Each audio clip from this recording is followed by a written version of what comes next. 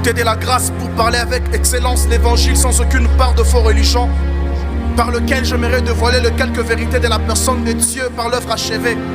Le 4 évangiles, Matthieu, Marc, Luc, Jean, sont la démonstration de l'évangile. Les actes des apôtres en sont la démonstration. Les écrits de Paul en mon pitre sont une explication au dévoilement de la révélation. Les 4 évangiles sont l'image d'un tableau d'art. Les actes des apôtres sont la peinture et les couleurs. Sur un tableau d'art, on peut voir ce qui est extérieur et visible. Mais au travers de l'explication de chaque couleur et peinture, on peut voir et comprendre ce qui est invisible et caché aux yeux de tous. Le 4 évangiles, en tant que tableau, parle de ce que les hommes ont vu dans le monde physique. Les épîtres de Paul, peinture et couleur, parlent de ce que Dieu a fait dans le monde spirituel que les hommes n'ont pas vu dans le monde physique. Les hommes ont vu à la croix un jeune homme de 33 ans juif, faiseur de miracles crucifié.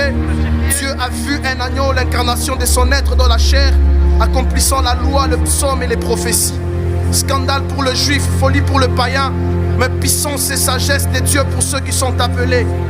Christ n'est pas seulement mort pour nous, Christ est mort avec nous. Telle est la révélation à la croix. À la croix, Jésus n'a pas seulement coupé le fruit qui est le pécheur, il a pris le temps de détruire l'arbre et la racine qui est le péché. Nous sommes libérés du péché, de ses conséquences aussi, de ce vieil homme adamique qui nous retenait. Au bois du calvaire, il a pardonné tous nos péchés.